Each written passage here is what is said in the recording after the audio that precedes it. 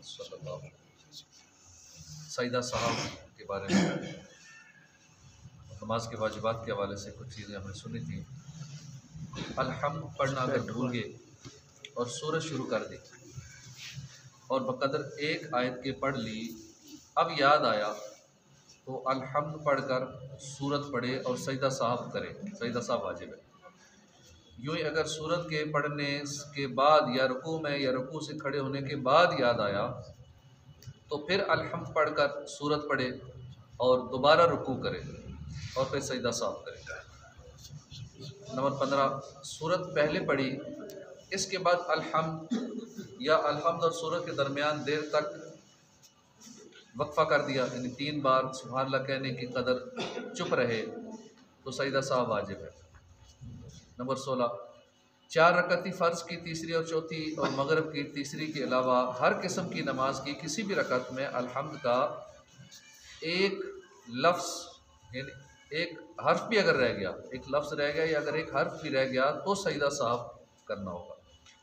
अल्हम्द शरीफ जो पढ़ते हैं हम नमाज में, इसका अगर एक हर्फ भी रह गया तो सईदा साहब करना होगा। इसलिए एहतियात से पढ़ना चाहिए, हर्फ चबाने नहीं चाहिए, इतना जल्दी में ना पढ़ें या बेख्याली में ना पढ़ें कि कोई हर्फ रह जाए।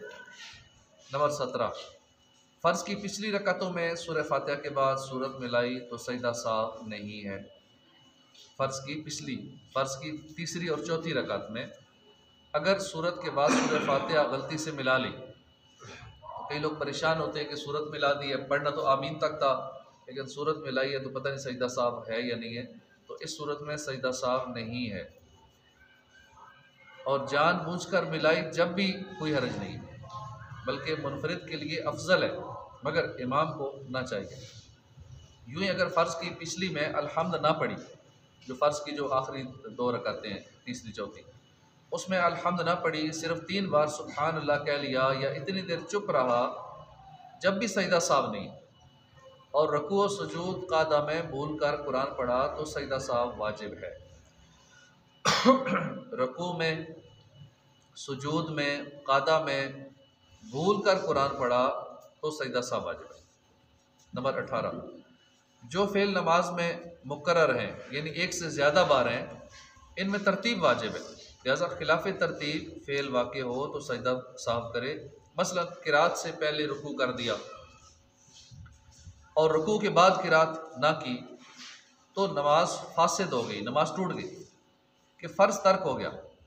और अगर रुकू के बाद किरात की, किरात तो की मगर फिर रुकू ना किया तो भी नमाज फासिद हो गई कि किरात की वजह से रुकू जाता रहा।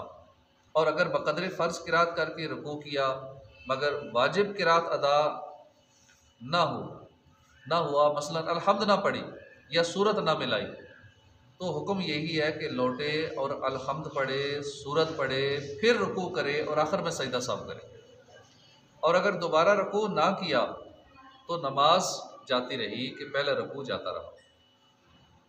अल्लाह पाक नमाज सीख कर पढ़ने की तौफीक अता फरमाए, आमीन। अल्हम्दुलिल्लाह रब्बिल आलमीन।